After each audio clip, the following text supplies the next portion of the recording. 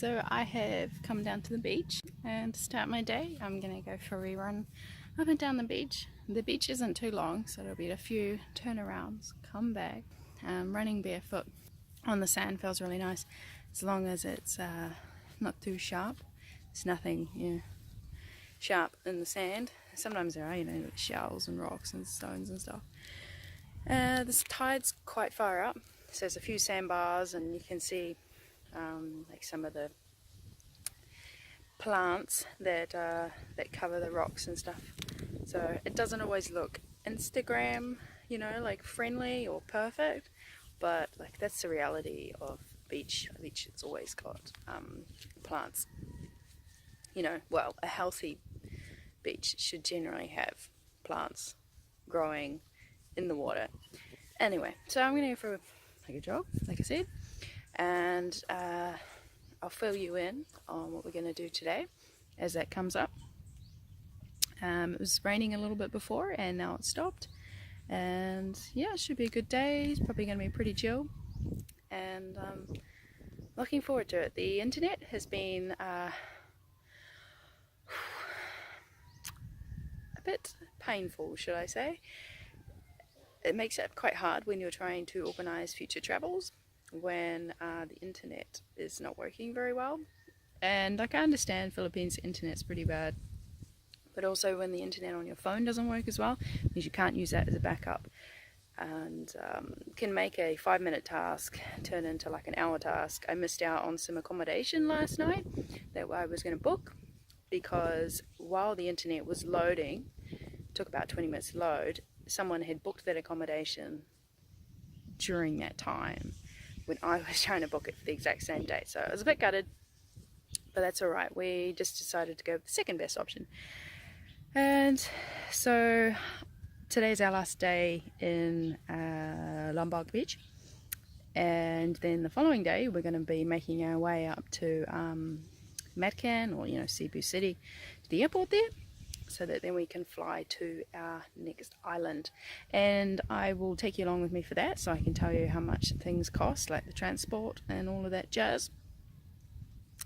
And I guess when you're traveling the Philippines, you kind of have to look at the transport as part of the travel. It's part of the journey, it's all part of the fun, and try not to look at it as wasted days or wasted time sitting on a bus or a boat or or an airplane or whatever.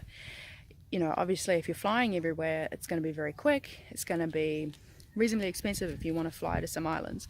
Getting to the island of, to Cebu, to the Cebu island, and getting to Palawan and Manila, in between those three, it's not too bad by flights. But a lot of the other islands, it's much cheaper to do by boat, and and obviously busing is another good option when you want to get around the island. If the island's reasonably big, to get to another location on the island. And those are the main sort of transport uses that we've been having to do while we're here. We have hired a motorbike every now and then. Sometimes it's actually not that cheap, and sometimes it is cheap. I wanted to tell you that on Moalboal Beach there is actually a reef very close to the shore. So if you had a snorkel, or if you're into diving of course, it's quite nice just to head on out and look at the reef. There's a lot actually to see out there. The nearest main town from here is Moalboal, and a lot of people go there for the snorkeling and that out there. I've heard of a lot of people like to watch the sardine trail that they have around there. Moalboal Beach, I think it's pretty good, and there's hardly anyone ever down here, and if there is, it's mostly Filipinos, which is normally a good sign when you're traveling. If you're going to a place where a lot of the locals go, it's not really been touched by tourists. It hasn't quite been altered. It's a bit more authentic to the culture, to the country that you're in, and that can give you a different experience. Hey, so we've got to Moalboal, come here for lunch, and then we're going to go and snorkel out in the ocean. The place I wanted to go to, it's not open. Really gutted, because I was recommended it. It's called Ven's Restaurant, and they do some vegan options, which is really, really good. Well, not really, really good, but it's good to have, well, it'd be good to try like actual Filipino dishes, but then made vegan, because I've been missing out on, I guess, some of those Filipino flavours, because a lot of them are just sort of, yeah, not vegan. Anyway, so we came to some other place, which didn't know what the hell vegan was, once again, but I'll do a video on that topic another day. So we've only got one snorkel and mouthpiece, which we've been travelling with for a few months, so we've got to go get another one to hire, and we think about getting some flippers too, which will make it a lot quicker, but it's getting to be quite late in the day, so hopefully we can still find a place that'll let us rent some of the gear.